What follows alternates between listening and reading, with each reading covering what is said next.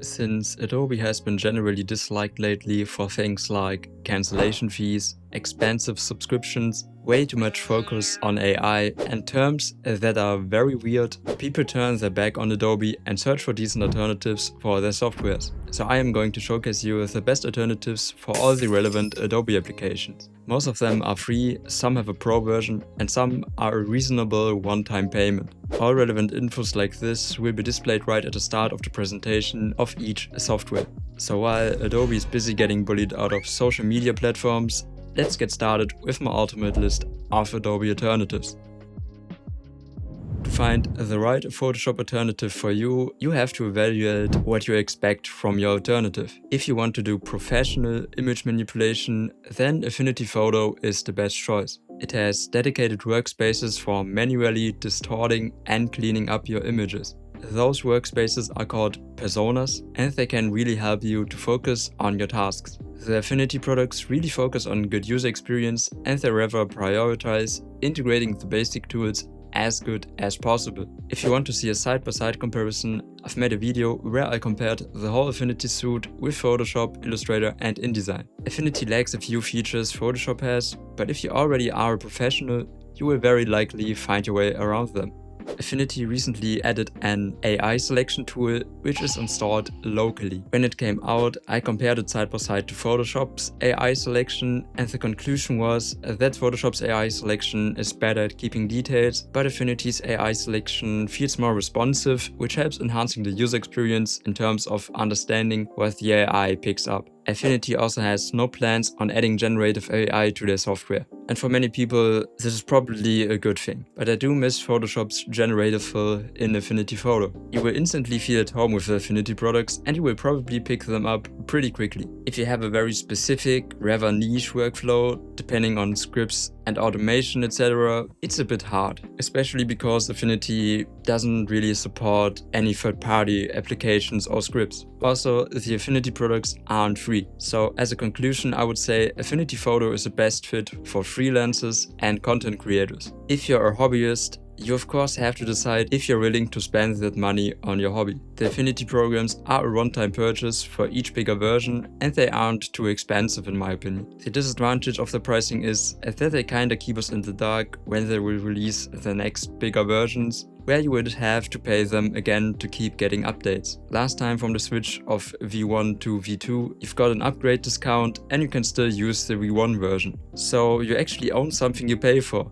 How cool is that? If spending any money on software is a big no for you, the most popular option is GIMP. Actually it's pronounced GIMP. For some reason, some people dedicated their life to talking GIMP down. I think because there definitely is a learning curve to GIMP, and when you don't achieve the results you want, it's easier to blame the software than yourself. But GIMP is a very capable software with a lot of options, good performance, and many different filters and generators. Of course, the UX isn't as good as in Photoshop or Affinity Photo, but you can get used to it if you keep at it. I would say in comparison to other softwares in this list, GIMP doesn't try to be a Photoshop replacement. It's rather trying to be an image manipulator that sets its own standards. And the workflow it is designed for isn't suitable for everyone. And I mean, it's free, open source, and runs on all desktop operating systems. And this is what makes it great. I would say GIMP is a good choice if you need an image manipulator as a part of a bigger pipeline. For example, for further processing or manipulating images for video game or social media posts.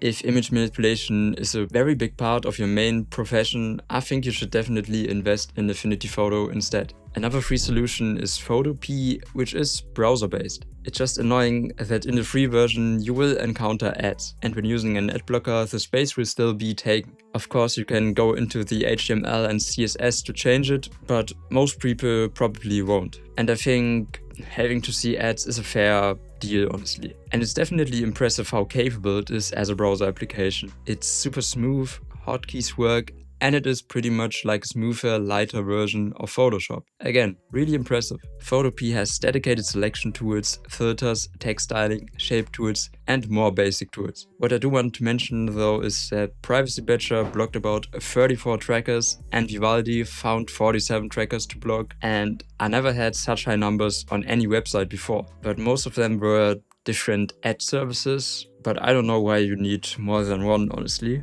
But yeah, I think I would grant it the title of the best free Photoshop alternative. Now, when you've used Photoshop for drawing, I think you should use Krita. It has a lot of different brush presets, it is very customizable, and you can also create animations in it. Of course, you can also use it as an image manipulator, but it is very much dedicated on the painting tools. Of course, you can also draw on the softwares I've mentioned before, but if you're looking for painting software, definitely check Krita out. It beats all the other mentioned softwares added. Yes, this also includes Photoshop. So I would say Krita is the best choice for digital drawing and very attractive for hobbyists, content creators and indie studios. As Adobe is on the AI hype train like no other company currently, you might miss some of those AI features. For this, you can try to use dedicated AI services to further expand your tool build. I don't know which ones, because there are new ones every week, but they definitely exist.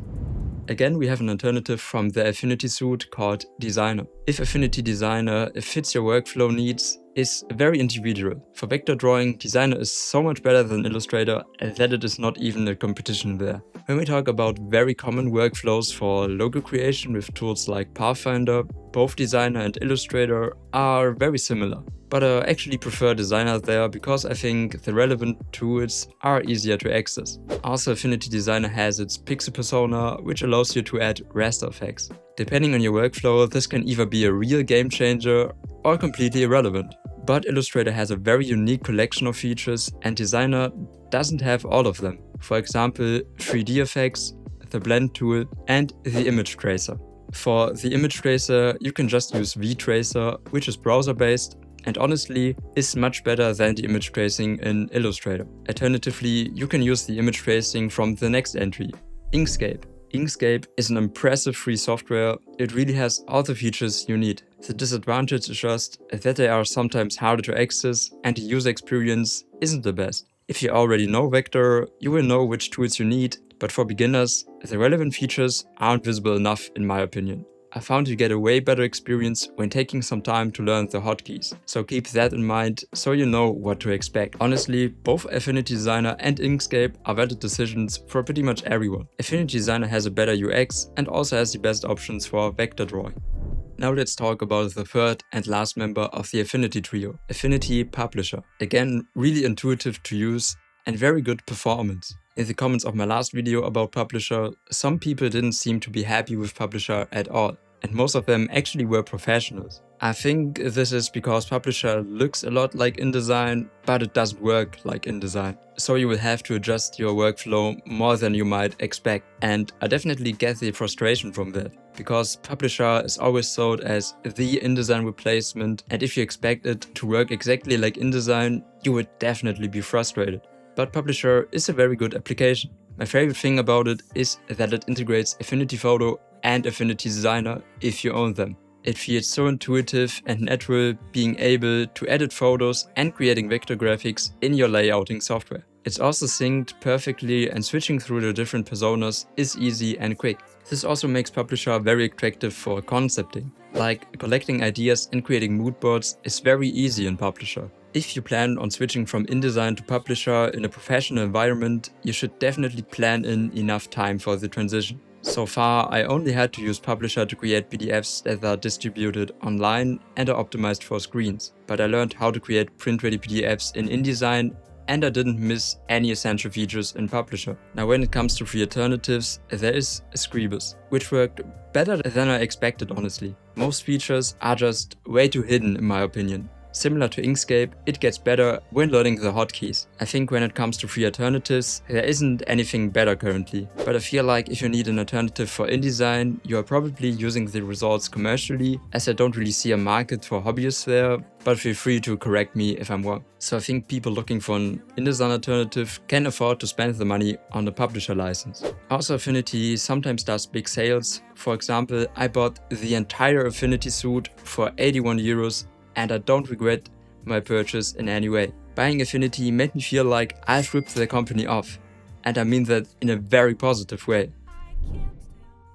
The thing about Lightroom is that it is one of the cheaper Adobe products, which makes it more competitive to other paid softwares. But it is still a subscription, which makes it more expensive the longer you use it. Photography isn't any of my main professions, but I still learned how to develop raw photos and I do need it from time to time. I also gathered a lot of opinions online here, and I think the best replacement out there is Capture One. This software feels the most similar to Lightroom, and you can customize the layout of the UI to make it look more like Lightroom. Also, it uses GPU acceleration. It took some time when I first started it to initialize the acceleration, but that actually gives us a comparison how much better the performance got. I didn't miss a single feature here, and if you want to convince yourself, you can get a 30 days free trial. It's the most expensive entry in this list, but at least it gives you a one-time payment option.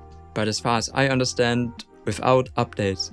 I guess the price comes from photographers already being used to paying high prices for tech. For a cheaper paid alternative, there's also On1 or ON1. I've heard some mixed opinions about it online. Some people liked it more than Lightroom and some people didn't like it at all. It also has a 30 days trial, so you can see for yourself. People generally dislike the focus on presets and AI, and I have to agree. The actual basic settings I cared for had to be expanded from a dropdown. The only panel expanded was the Brilliance AI panel. And yeah, the preset browser takes up a lot of space on the screen. Of course, you can just deactivate it. I think they decided to organize it like that so beginners would have a good first impression by slapping a preset onto their work and being like, oh wow, that's my photo? But sticking to the more basic tools led to a better experience personally. And you can also quickly see the changes being applied. I did like that the AI created masks for multiple subjects in the photo.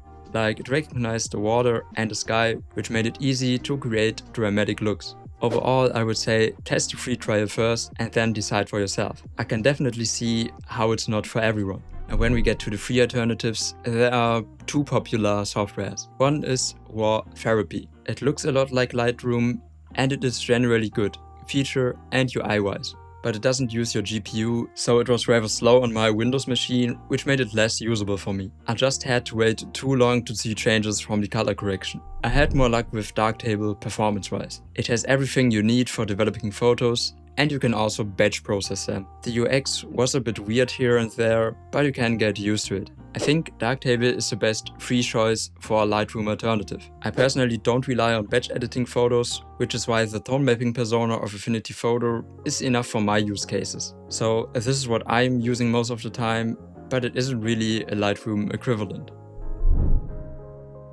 The next alternative we are looking at is XnView MP, and when I explain to you what it does, you might realize that it is what you were looking for, because it lets you batch process pictures in terms of resizing, converting and optimization. You can also crop them and add effects like color adjustments or adding a watermark. It's pretty useful if you're doing social media posts, blog posts, web design and more. You can also further categorize elements by adding text to them, which is especially useful for photographers to select the best shots. There are just two things that confused me about XnView MP. The first thing is, there is also a version without the MP in its name. And the only obvious difference I could spot from their website was the missing Linux support of the non-MP version. The second thing is that the licensing confuses me, because they are saying you need to buy a license if you're a business. And I think this is poorly worded. Do they mean they differentiate between individual users and companies, or between non-commercial and commercial users? But somehow forgot that individuals can also use it commercially. Anyway, XnView MP was the best replacement for Bridge I could find, as it is free and works across all platforms. And if they plan on suing me for using the software in a YouTube video without a license, just know that I am ready to fight. Now, for Premiere Pro, there is a very obvious choice on what to use as an alternative. You will have to give in to the code and use DaVinci Resolve, and you will love it. No, seriously, DaVinci Resolve has both a free version and a one-time payment option, and it is actually better than Premiere Pro, even in the free version. It's more stable, the performance is better, and there are more features in DaVinci Resolve. When it comes to arranging and cutting different clips, you will probably instantly feel at home with DaVinci. Also, the integration of Fusion in DaVinci is better than the integration of After Effects in Premiere Pro. The only things I think are better in Premiere are the handling of text and the management of keyframes and animation curves. You will get used to DaVinci's text options, but you will probably be turned off by them at first. Blackmagic Design is working on the keyframes currently, as they added a new editor for them in version 20, but I am still not completely happy with them. My main problem is that when I'm keyframing effects, I sometimes can't find the keyframes anywhere. In the Fusion page of Resolve, which is for compositing and VFX, you actually have better keyframe and animation curve editors. But for beginners, this would be a bit too overwhelming to constantly switch between two workspaces you don't know. I am using DaVinci Resolve to edit all of my videos, and it's real fun to use. But every time I need to keyframe something here, I sigh. Also, with the Fairlight and the color page of DaVinci Resolve, you have just amazing tools for mix mastering and color grading. Also, both better than in Premiere Pro, honestly. I am currently still rocking the free version of Resolve, and I plan on getting the premium version in a bundle with a speed editor for Resolve. So maybe that's an attractive option for you as well. Now, I have multiple videos dedicated to After Effects alternatives, so I will try to keep it brief. I will again put DaVinci Resolve here, as Fusion is pretty much capable of everything After Effects offers. But DaVinci has a higher focus on compositing and visual effects. And for those tasks, it's honestly better than After Effects, especially when it comes to compositing 3D renderings, as Fusion makes it easier to work with multi-layer AXR files and also supports deep renders. And again, you get DaVinci Resolve for free, but I think the deep pixel options are a premium feature. To get the most out of Fusion, I also recommend you to use Blender, as it opens up a lot of new possibilities. And it's not limited to realistic 3D animations. You can create so many different visuals with Blender. Blender also has a compositor, but keep in mind that its focus lies on processing 3D scenes. I also have a free pack with a lot of presets you can use within Blender's compositor. Also, Blender's compositor is about to receive a big update, and I will probably have to rework a lot of my pack. Yeah, I'm already hyped for that. If you miss the motion design aspect of After Effects, you should definitely check out Cavalry. The pricing of a pro version is a turn-off, but the free version is fantastic. It's super quick to create 2D keyframe animations, generative art, and more. The user experience is just fantastic. I think it's the animation software with the best UX I've ever used. The biggest disadvantage of a free version is that you're capped to 1080p and you can only export videos without audio. I hope they will add further pricing options in the future. They also currently have a node-based system in development, and I am excited to try it once it gets out of beta. Another worthy mention is Autograph. I've made a whole detailed video about Autograph, and the main problem is there doesn't seem to be a well-defined target group. It feels like a group of people just made an After Effects clone and then added some of their own ideas on top of that. But you can try out their free version, it just has some features and render settings that enforce a watermark. I hope they won't go bankrupt or anything, because the team seems ambitious, but the user base is very small, so there aren't too many tutorials. And I feel like an active user base who would further shape the path the development takes would really help Autograph here. So I encourage you to give it a shot and see for yourself. I think my main problem with it is it has nothing that I can't do with other softwares I already use. Now, of course, there are also all the cool After Effects plugins you might collected over the years. There are actually some of them which are also available for DaVinci Resolve or any other OpenFX host, like Red Giant Universe or Sapphire. There's also Reactor for DaVinci Resolve, which only works for the paid version of Resolve in newer releases, but it is a community-driven hub where people share presets they've made, and there is a fair amount of presets that tackle to be a replacement to popular After Effects plugins. Also, shout out to Aquascape, who creates effects for the DaVinci Resolves, and many of them are free or are at a very fair price. For an alternative to Media Encoder, I am focusing on the converting and encoding aspect, rather than the feature of creating a render queue from project files. A lot of people will recommend Handbrake here, but I personally switched from Handbrake to Shutter Encoder, as it feels easier to use and has all the features I need. It also has an AI upscaler built inside, but the upscaler it uses is rather slow. If you are interested in free AI upscaling, I recommend the Waifu upscaler. Yes, that's what it's called, okay? And there are multiple upscalers you can choose from. I use the NVIDIA RTX one, as it is very fast.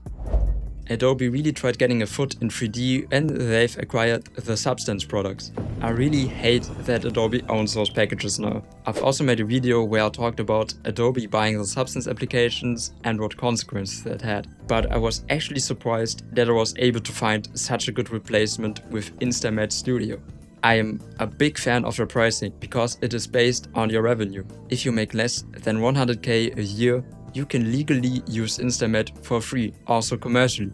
I still plan on doing a detailed, full comparison video between the Substance softwares and Instamat, but I will give a brief summary about the key points. Instamat Studio lets you both design PBR texture sets, similar to Substance Designer, and also to paint on 3D objects like Substance Painter. And you can also create PBR textures from photos. I definitely use the Painter equivalent the most, because I was also using Substance Painter the most. And yeah, it works completely fine. Things I miss are the smart materials, and I had sometimes a hard time to apply my Substance Painter knowledge in Instamat. I am also very unsure about the smart materials, because you can bake mesh maps like the curvature map and the ambient occlusion, but I don't think there is a preset material that uses them on its own.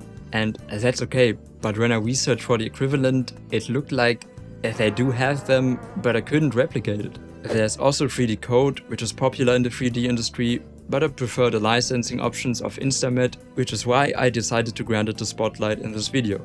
It's pretty much a no-brainer to get Instamat, very high quality software with a free option. Wow. Of course, you can also texture 3D models in Blender, but I already mentioned Blender and it isn't really a dedicated texturing tool. Just want to say I like Blender very much, been using it for 10 years, so you don't have to kill me. Adobe Audition was so much harder to replace for me than I've initially thought. I was mainly using it to record and edit my voiceovers, and cutting out mistakes in Audition was very intuitive. Many people recommend DAWs like Reaper as Audition replacements, but I feel like that's rather over the top for what Audition does. So I won't recommend full DAWs here. Of course, the most common alternative is Audacity. There once was some trouble about Audacity collecting data. Some of those plans like adding Google and Yandex telemetry have been cancelled, but people started losing trust in the software. Currently, Audacity isn't known to collect sensitive data. Yeah, it's a very common option, but I don't like the navigation and the cutting features too much. There's also Ocenaudio or Ocenaudio, I don't know, and it is minimalistic, but I actually like that and preferred it over Audacity. I like it overall and it surprised me because I expected it to be shit, but it's completely fine. The UI looks simple and pleasing. Sadly, most of my VSTs failed to load and I couldn't fix that, but that wasn't a major setback as I can just add them somewhere else. Personally, DaVinci Resolve has also become a good alternative to Audition for me. Recording is possible in Resolve, but I don't think it's very intuitive and I did have some issues there with my recording having random distortions. After researching, I probably just had issues with electromagnetic interferences, but I have trust issues since then. I think it's still a good option to further cut and edit voiceovers. And if you use that voiceover in a video, you can also adjust the effect at any time. Resolve has full VST support, which is important for my workflow, as I already have an existing setup I use on voice recordings, which includes an EQ, compressor, de-esser and de-reverb. And I already created custom presets in those VSTs.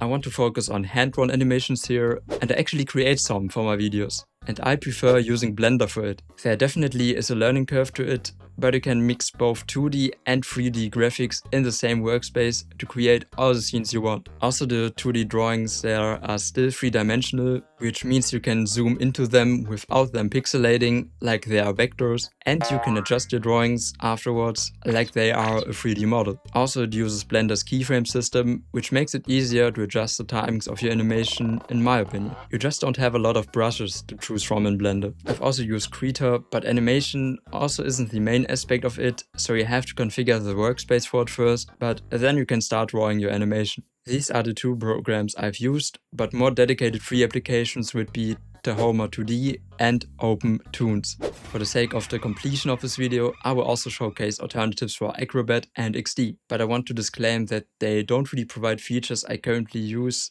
and especially not in professional environments. So these entries are less based on personal experience.